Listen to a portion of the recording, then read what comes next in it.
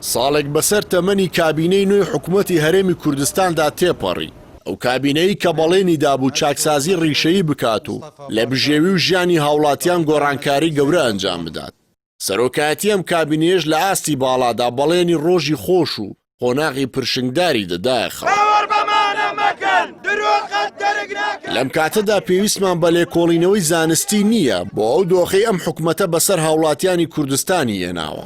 ئەو حکوومەتەی سەرکۆنەی حکوومەتەکەی پێش خۆی دەکرد لە سەپاندنی زاراوەی پاشەکەوتی موچە و بەڵێنی دووبارە نەبوونەوەی دەدا کەچی ئێستا کە لە نیوەی دووەمی ساڵدایە تەنیا 2 موچەی داوەتە موچە خۆران و شێوازێکی نوێی لە پاشەکەوتی موچە داهێناوە.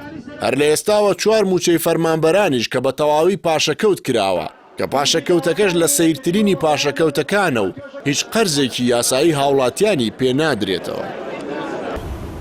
ڕاستە ئەم کابینەیە قورسایی و گەندەڵیەکانی کابینەکانی پێش خۆی بە میرات وەرگرتووە، بەڵام لە سێدەی ڕابردووشدا هەموو ئەو گەندەڵیانە لەلایەن بەرپرسانی ئەو حیزبانەوە بەرهەمهێنراوە کە بەردەوام پشکی شێریان لە بەڕێوەبردننیدا هەبووە.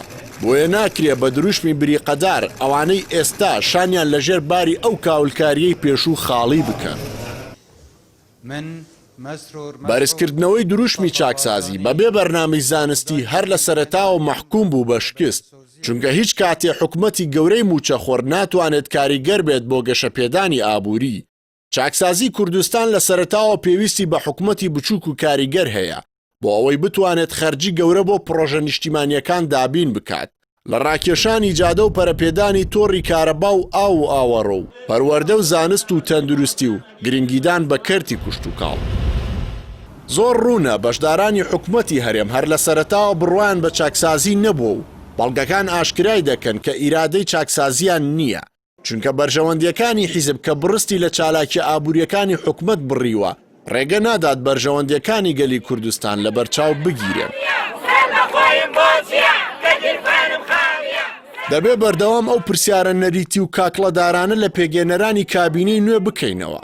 کوا شەفافیەت و فرۆشتنی نەوت، کوا ژمارەکان، کوا کارکردن بۆ پاکسازی و بژارکردن و بە نیشتیمانیکردنی هێزی پێشمەرگە و دەستگای ئاسایش و پۆلیس و دەرهێنانیان لەژێر هەژمونی حیزب، کوا دەستوری هەرێم کە بڕبڕی پشتی کاری سیاسی و چاکسازیە لە وڵاتاندا.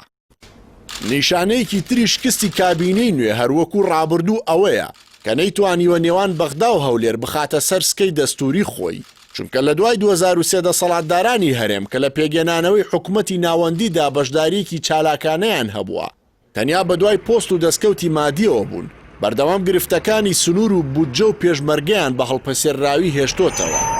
هیچ کاتێ وەکو سەرکردە بەرپرسەکانی گەلانی تر کاریان بۆ ئەوە نەکردووە پڕۆتۆکۆڵی نێوان بەغدا و هەولێر لەژێر چاودێری کۆمەڵگەی نێودەوڵەتیدا واژۆ بکرێت و گرنتی جێبەجێکردنیان هەبێت. دوجاریش بە پەسن و پیاهەڵدانی دەرەکی لە بری گیان جەنگی جەتیرۆریان بە خوێنی هەزاران ڕۆڵەی کورد بەڕێوە برد بەبێ ئەوەی جیهان هیچ داخوازی و خواستێکی گەلی کوردستانی لە بەرچاو بگرێت. بۆیە ئەوانەی بەو سەرابەی پیاهەڵدان مەست بوون و دەیانوت هیچ شتێ بە بەغدامان نابەسێتەوە. ئێستا هەر ئەوانن بێ پشتیوان لە بەردەمی دەرگای بەغدادا ماونەتەوە.